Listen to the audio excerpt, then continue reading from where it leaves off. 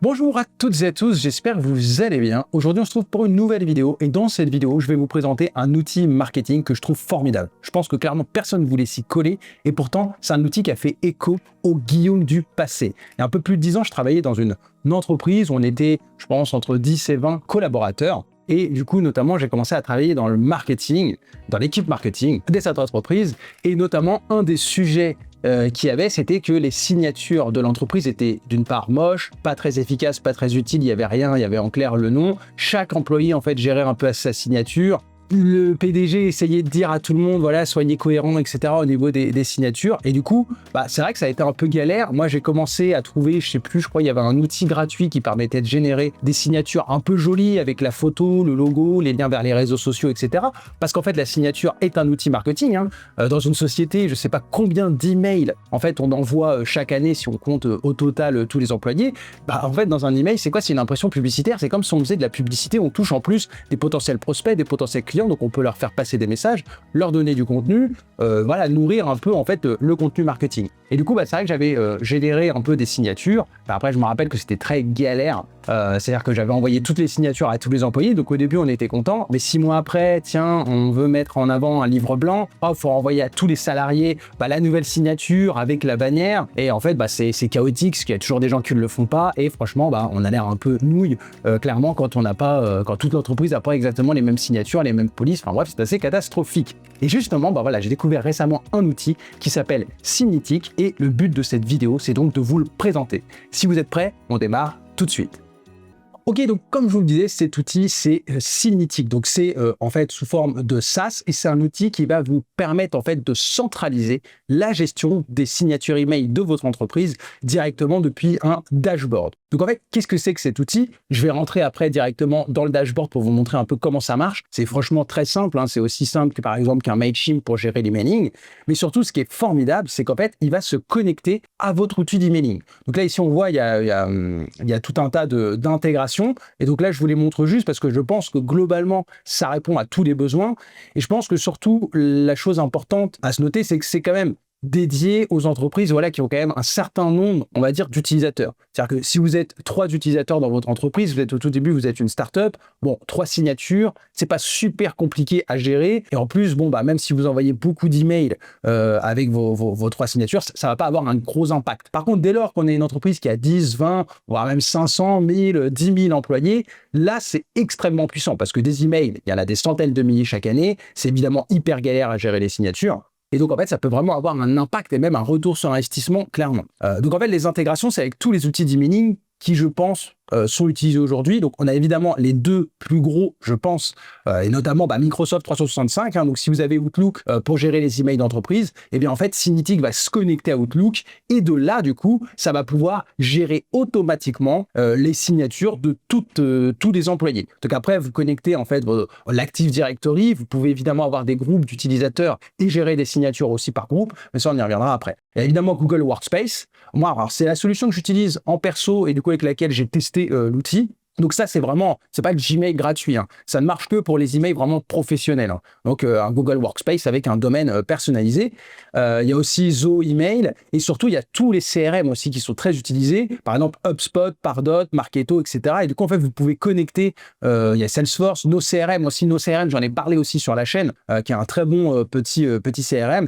Et du coup, en fait, vous pouvez gérer les signatures sur toutes ces solutions. Donc franchement, je pense que ça répond à peu près tous les besoins.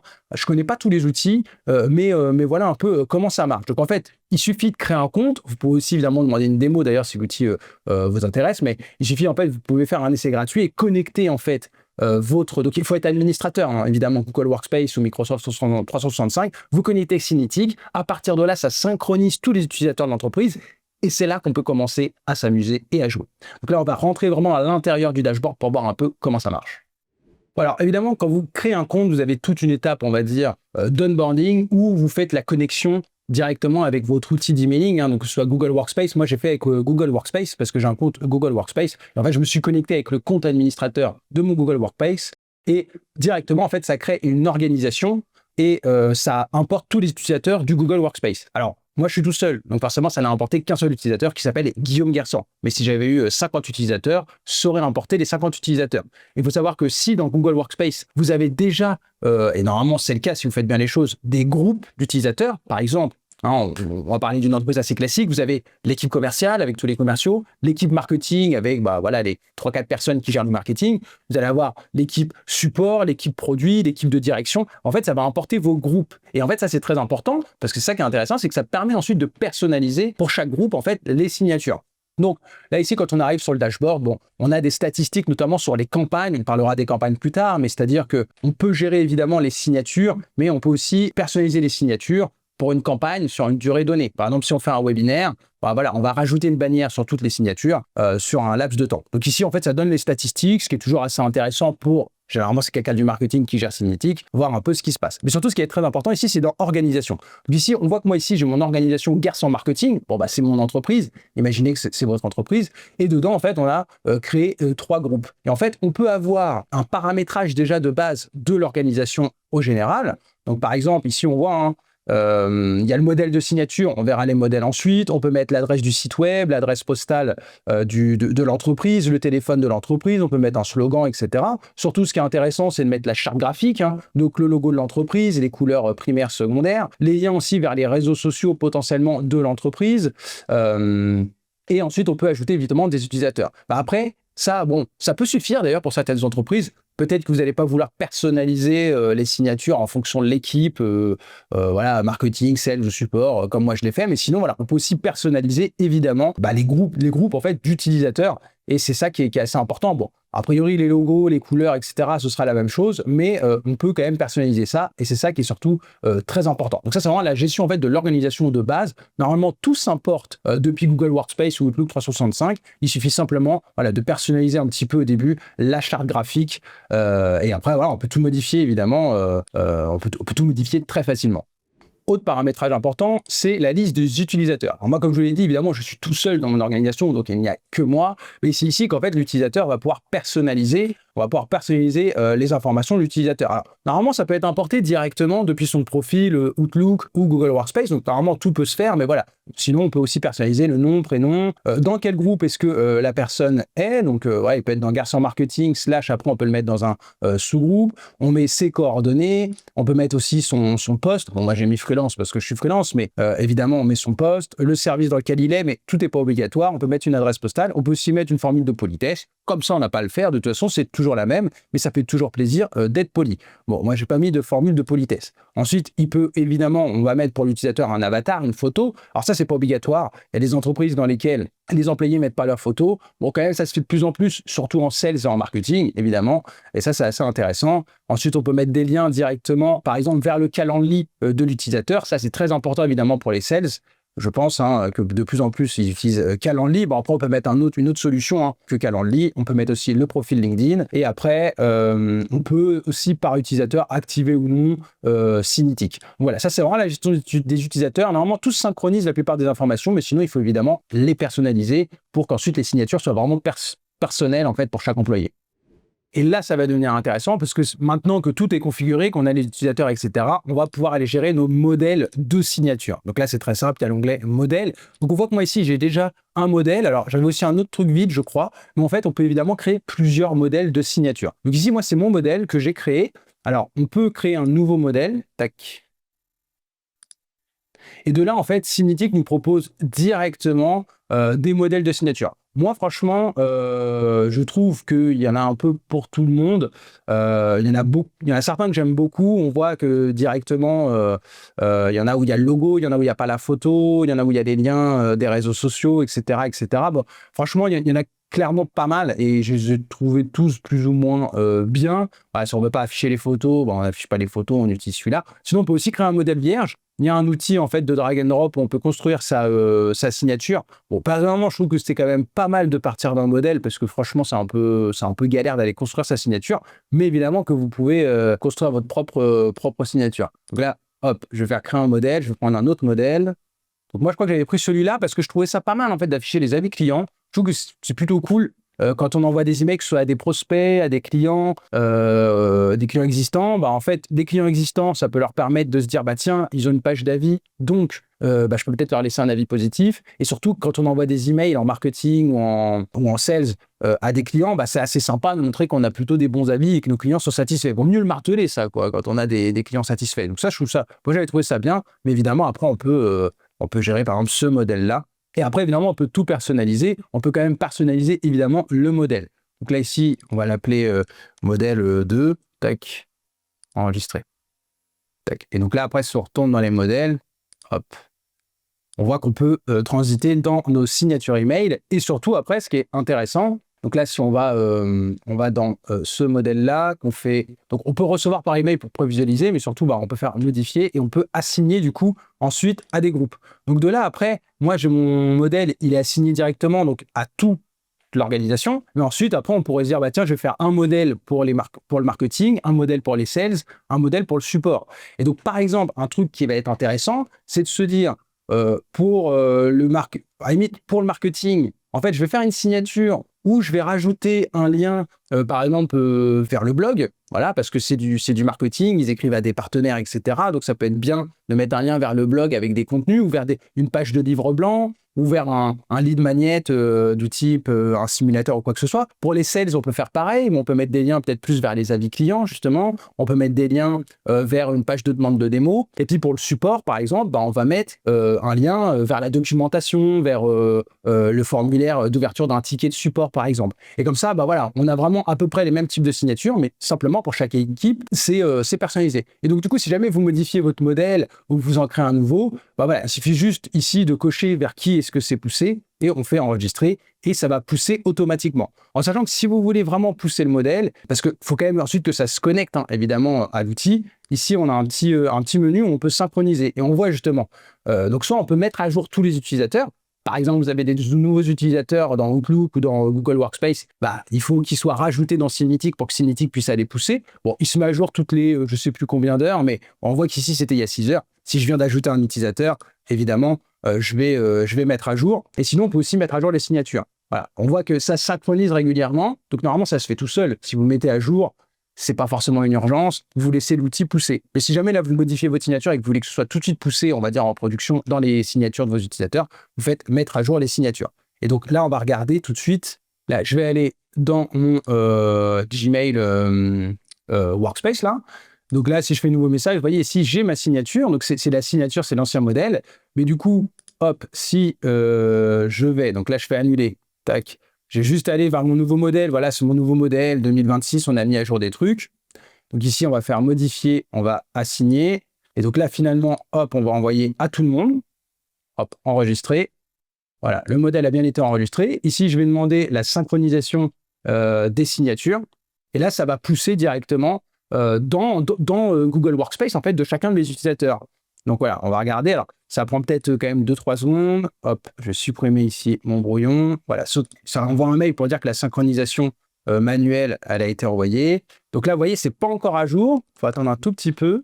Et là, hop, donc j'ai rafraîchi quand même là, mon Gmail. Et si je fais un nouveau message, voilà, on voit que la signature, effectivement, c'est bien le nouveau modèle qui a été poussé. Donc, vous voyez, c'est d'une simplicité, c'est bluffant. Je trouve que personne ne voulait s'y coller, en fait, à créer ce type de solution. Voilà, Cinetic s'y est collé. Et en fait, la signature, elle vient se mettre directement ici, quoi. Vous voyez, ça vient mettre à jour la signature d'utilisateur ici. Donc, franchement, ça peut pas être plus simple que ça, en fait. Les signatures, ça paraît bête. C'est pas un sujet dans les comités de direction. Mais en même temps, c'est hyper important. C'est un peu galère à gérer. Et là, je trouve qu'avec Cinetic, en fait, c'est tellement simple que on est plutôt heureux quand même qu'il s'y soit collé. Donc voilà, on peut clairement pas faire beaucoup plus simple. Et après, l'autre truc aussi qu'on peut faire avec Cinetic, c'est des campagnes. Parce que là, clairement, on va gérer en fait nos signatures. Normalement, ça bouge pas tous les matins, les signatures. Il faut vraiment que ce soit quelque chose quand même qui dure quand même des mois, voire des années. Même si on peut toujours mettre à jour, je sais pas, on crée un nouveau réseau social, donc on va rajouter un lien vers un réseau social. On change l'adresse du site. Ça, moi, je me rappelle, c'était ça pour nos signatures dans la boîte dans laquelle je bossais. On avait changé de nom, du coup, on avait changé de nom de domaine. Il y avait plein d'utilisateurs qui n'avaient pas mis à jour dans leur signature le lien, même parfois les réseaux sociaux. Tiens, on a créé un compte Twitter, il faut le rajouter. C'est la galère juste pour un petit truc. Donc là, déjà, c'est formidable. Mais après, on peut aussi ponctuellement vraiment utiliser les signatures comme un outil marketing encore plus puissant. Et par exemple, mettre des bannières. Et donc, on peut créer des campagnes. C'est-à-dire que, par exemple, si j'ai vraiment une stratégie marketing avec de la création de contenu, des événements, je vais à un salon. Si on fait un salon, par exemple, on veut peut-être informer nos potentiels prospects qu'on va être présent à tel salon. Et donc, ça peut être intéressant de mettre à jour les signatures de nos commerciaux sur, je sais pas, un mois avant le salon, mettre une bannière, voilà, notre entreprise sera présente au salon Educatech 2026, de telle date à telle date, retrouvez-nous au stand, machin. Ça c'est intéressant et on peut mettre un lien vers une landing page ou vers la page du salon. Ce qu'il y a, c'est qu'on va pas demander à tous les commerciaux, leur envoyer la bannière, lui dire tiens, ajoute la bannière, mets le lien. Les mecs, ils vont pas y arriver, tout le monde va pas mettre le même lien, la bannière, elle va pas être tout le temps de la même taille. Alors ensuite, après, en plus, il va falloir la retirer, ils vont pas penser à la retirer. Bref, c'est la galère. On va pas mettre à jour les signatures de 150 utilisateurs tous les matins. Et donc, du coup, voilà, on peut créer des campagnes, justement, un peu comme une campagne de publicité. Et donc, voilà, on fait créer une campagne, on lui met un nom. Donc, comme je disais, par exemple, salon Educatech, là, je sais plus comment ça s'écrit. On peut directement télécharger une image. Bon, ça, si on a une ressource graphiste dans l'entreprise, c'est plutôt cool. Et donc, soit on la télécharge, soit sinon, on peut aussi, il y a une intégration avec Canva. Et ça, c'est plutôt pas mal parce qu'on va pas se mentir. Quand on n'est pas méga doué en design comme moi, Canva, c'est quand même assez pratique. Et donc là, en fait, ça charge directement Canva et on peut télécharger en fait un modèle. Donc là, après, c'est à nous d'aller fouiller un peu dans les modèles, quelque chose qui nous plaît. Bon, très honnêtement, sur les bannières comme ça, je trouve que les modèles Canva, il y en a quand même beaucoup qui sont pas méga pertinents. Et je pense que ce qui serait quand même intéressant de Cinetic, ce serait de créer en fait une bibliothèque de modèles en fait Canva. On peut faire ça en fait. Ce que j'ai vu pour un autre outil, en fait, on peut créer des modèles Canva à nous. Et en fait, ça pourrait être intéressant que Cinetic crée des modèles en fait de vraies bannières justement pour les cas d'usage les plus fréquents. Moi, je pense tout ce qui est webinaire, tout ce qui est les salons, toutes ces choses-là, les articles de blog, les vidéos YouTube, voilà, voir notre dernière vidéo YouTube, tout ça. Je trouve que ce sera assez cool qu'ils créent des vrais modèles parce que finalement, les modèles, les modèles Canva, ils sont pas tous méga pertinents. Genre, par exemple, ici, vous voyez, c'est un modèle, en fait, c'est déjà une espèce de signature, donc je vais pas l'utiliser, quoi. C'est le seul reproche que j'ai fait. Moi, j'avais pris ce modèle-là. Mais en fait, après, là, vous utilisez le modèle, vous pouvez évidemment le personnaliser dans Canva, donc ça reste évidemment formidable. Vous mettez à jour les textes, les polices, les couleurs, les images pour importer des trucs. Enfin bref, si vous connaissez Canva, c'est très simple. Et après, vous faites importer dans Cinetic, hop, ça va importer le design. Et voilà, du coup, ça va automatiquement en fait rajouter la bannière dans les signatures en fait des utilisateurs. Donc après, voilà, il y a toute une configuration. Donc on met le nom, là l'image c'est bon. On peut mettre à jour la taille du visuel si on veut. On peut mettre un texte alternatif. Alors ça peut être important parce que dans beaucoup d'emails, en fait, par défaut, parfois, les images de l'email en fait se chargent pas. Donc ça peut être intéressant de mettre un texte alternatif, par exemple, voilà, entreprise, donc le nom de la boîte, présent au salon Educatech. Ça, moi, je pense que c'est important de le faire. Voilà, on peut toujours recevoir pour essayer de prévisualiser. Surtout, on peut aller dans ce scénario. Donc là, c'est là qu'on va mettre nos dates. Ça, c'est important. Donc, on peut mettre le lien aussi. Donc, évidemment, si vous voulez que la bannière soit cliquable, moi, je pense que c'est intéressant de mettre vers une landing page ou le lien, par exemple, de l'événement. Ou si c'est un webinaire, la page de téléchargement. Si c'est pour un lead magnet, pareil. Et du coup, après, voilà, on fait la programmation. Donc, ça, on peut faire en illimité. Par exemple, si c'est vers un lead magnet, bon, on peut changer le lead magnet de temps en temps, mais en soi, il n'y a pas de date de fin. Hein. Tant qu'on n'a aucun autre événement, on va laisser ce lead magnet. Donc, on peut le laisser en illimité, c'est un lead magnet. Après, si c'est pour un événement comme dans mon exemple, voilà, je vais dire, tiens, la signature, l'événement, c'est jusqu'au 28. Donc, on va faire du 6 au 28 février. Et après, il faut que la bannière se vire parce que l'événement est fini. Donc, ensuite, on peut paramétrer qui est la cible. Est-ce que c'est plutôt pour les emails internes? Donc, si vous faites de la communication interne, ça peut être intéressant. Aussi pour les communications externes. Là, on peut choisir, est-ce que c'est pour tous les utilisateurs externes, donc les prospects, les clients, les partenaires, les fournisseurs, ou certains destinataires externes. Et surtout, après, ce qui est important et ce qui est, mine de rien, intéressant, c'est une question de priorité. Parce que comme je vous ai dit, par exemple, si on veut laisser une bannière toute l'année pour un lead magnet, globalement, voilà, on a là un super lead magnet qui marche très bien pour le marketing. En clair, on va le laisser en illimité. Je vais le mettre en priorité basse ou moyenne. Du coup, il va toujours tourner, il y aura toujours cette bannière. Maintenant, si j'ai un événement, ça va être plus important. On ne va pas mettre deux bannières dans l'email. Donc ici, je vais créer ma campagne pour l'événement et je vais le mettre en priorité élevée. Et du coup, je vais mettre des dates. Et du coup, comme ça, je n'aurai pas besoin de désactiver ma première campagne qui, en fait, tourne toute l'année. Et comme ça, c'est quand même beaucoup plus simple. Donc, vous voyez, ça, c'est quand même super bien. On peut d'ailleurs, ça, je l'ai pas dit, mais si on met un lien, on peut générer automatiquement des UTM, ce qui va permettre, si ça redirige vers votre site, dans vos Google Analytics, de voir, en fait, le trafic qui vient vraiment de vos campagnes email. Donc, c'est quand même cool. Voilà, ici, si on a un lien, voilà, ça fait quoi? Hop. Générer des UTM, voilà. UTM source signature, email et le nom de la campagne. Vous voyez, ça, c'est tout ce qui va s'afficher en fait dans Google Analytics. Donc ça, c'est vraiment super cool. Donc là, ici, je vais le mettre en priorité élevée. Hop, enregistrer. et ensuite on peut l'appliquer. Donc là, ici, typiquement, vu que c'est pour un salon, je ne vais pas le mettre à l'équipe support. Voilà, on va le mettre sur les sales et le marketing, et c'est très bien. Et sinon, on peut aussi choisir par utilisateur pour aussi voilà, générer des campagnes spécifiquement pour les utilisateurs. Et du coup, après, vous retrouvez toutes vos campagnes ici. Vous pouvez aller les modifier, etc. Et surtout, après, si on veut pousser directement la mise à jour, on fait mettre à jour les signatures et ça va mettre à jour la bannière dans mon email, par exemple. Donc, en mode, simplement, petite fonctionnalité, on a la possibilité aussi de générer des V-cards. Donc ça, c'est les petites cartes virtuelles où en fait, après, par exemple, avec un QR code, on peut en fait directement, en fait, avec des prospects en salon, quoi que ce soit, en fait, ils peuvent télécharger la carte de visite virtuelle directement sur leur téléphone, ce qui est plutôt cool. Alors ça, après, c'est une question en fait d'abonnement. Bon, là, on sort un peu de l'aspect signature, mais c'est quand même assez cool. Et puis surtout, vous avez cet onglet statistiques qui, si vous avez beaucoup d'emails, est évidemment très intéressant parce que ça permet vraiment de voir en fait l'impact de vos campagnes et de voir le nombre de clics que chaque campagne a généré, etc. Donc c'est une espèce de Google Analytics de votre marketing via les signatures. Donc c'est quand même assez cool d'avoir ça. Mais globalement, là, on a fait le tour des fonctionnalités de Cinetic. Bon, bien là, je pense que vous avez bien compris toute la puissance et l'utilité de cet outil. Maintenant, on va regarder aussi combien ça coûte, parce que c'est quand même assez important, combien ça coûte cette petite pépite. Et donc ici, alors, déjà, il faut savoir qu'il y a un compte gratuit si on a jusqu'à 19 utilisateurs. Donc, si vous êtes une petite entreprise, vous pouvez, mine de rien, 19, quand on commence à être une dizaine, moi je me rappelle, c'était notre cas, déjà c'est galère à gérer les signatures, donc on peut utiliser Cinetic gratuitement. Par contre, la seule chose, c'est que le logo Cinetic va être affiché en bas des signatures. Donc, évidemment, c'est du win-win. Ça a quand même un coût pour eux, hein, si vous avez 19 utilisateurs. Donc forcément, en fait, ils se rémunèrent avec du marketing, hein, en faisant de la pub, en fait, tout simplement pour leur outil. Donc, il y a quand même beaucoup d'entreprises qui utilisent ce forfait gratuit et ça peut suffire. Et en fait, à partir de 20 utilisateurs, en fait, là, on est sur un prix de 1 € par utilisateur. Donc franchement, et par mois, évidemment. Donc franchement, moi, je trouve que c'est pas très cher pour la qualité de l'outil. Donc après, au niveau des fonctionnalités, voilà, on peut avoir un nombre de groupes illimité avec le forfait. Donc ça, c'est un peu normal en fait. En clair, il faut bien comprendre que le forfait gratuit, c'est tout ce que je vous ai montré avec des limitations pour vous pousser à aller payer en fait le forfait payant. Il faut imaginer que même si on est 15, ça fait 15 € par mois. C'est pas la mer à boire pour avoir accès à toutes les fonctionnalités.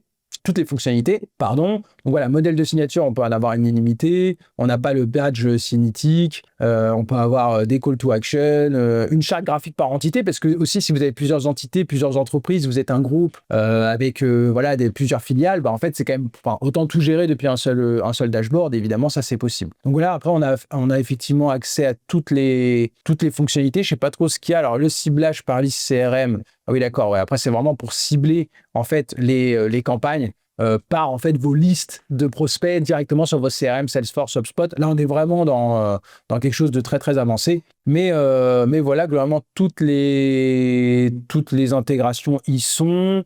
Bon, sauf pour quelques outils qui doivent être un peu plus compliqués où là, c'est du sur-mesure. Bon, je pense qu'en fait, si vous êtes un énorme groupe du CAC 40 et que vous avez 300 000 utilisateurs, je pense qu'il faut prendre un rendez-vous avec un expert pour demander un devis personnalisé de vos licences. Mais franchement, moi, je trouve que le prix est tout à fait correct et on voit que c'est effectivement utilisé par des boîtes assez importantes et ça ne m'étonne pas. Et on voit, voilà, les boîtes, on va dire, un peu moyennes grosses, elles sont là. Et puis après, évidemment, les très gros groupes comme Accor, Leclerc, Pernod Ricard, là, ils sont sur du sur-mesure parce qu'ils doivent avoir des contraintes, évidemment, spécifiques et je pense que tout est plus ou moins personnalisable. Voilà, franchement, plutôt content et je trouve que le prix est en cohérence avec le temps gagné en fait, grâce à l'outil. Et bien voilà, on est arrivé à la fin de cette vidéo. Je pense que vous avez globalement vu tout l'outil. Alors après, il y a toujours des usages un peu avancés, etc., des cas d'usage spéciaux. Après ça, si vraiment ça vous intéresse et que vous voulez utiliser Cinetic pour votre entreprise, je vous laisse évidemment prendre contact avec eux. Mais clairement, c'est un outil, voilà, si j'avais découvert il y a 10 ans, j'aurais gagné énormément de temps. Et franchement, c'est un outil hyper pratique, hyper simple pour gérer les signatures. Et même, à mon avis, ça nous permet en fait d'utiliser la signature comme un outil marketing et ça en fait ça peut même derrière présenter évidemment un retour sur investissement clair et net parce que comme je disais moi je Je me dis, hein, alors si on a une activité marketing, hein, mais voilà, si on fait des webinaires, on est dans des salons, on met en place des lead magnets, etc., on veut mettre des petites bannières dans les emails, c'est quand même hyper intéressant. Je pense que toute personne ici qui travaille dans le marketing et qui regarde cette vidéo voit bien la puissance de l'outil. En tout cas, si vous avez des questions sur l'outil, n'hésitez pas à poster des commentaires, j'y répondrai, j'y réponds toujours. Et puis, sinon, je vous dis à très bientôt pour une prochaine vidéo.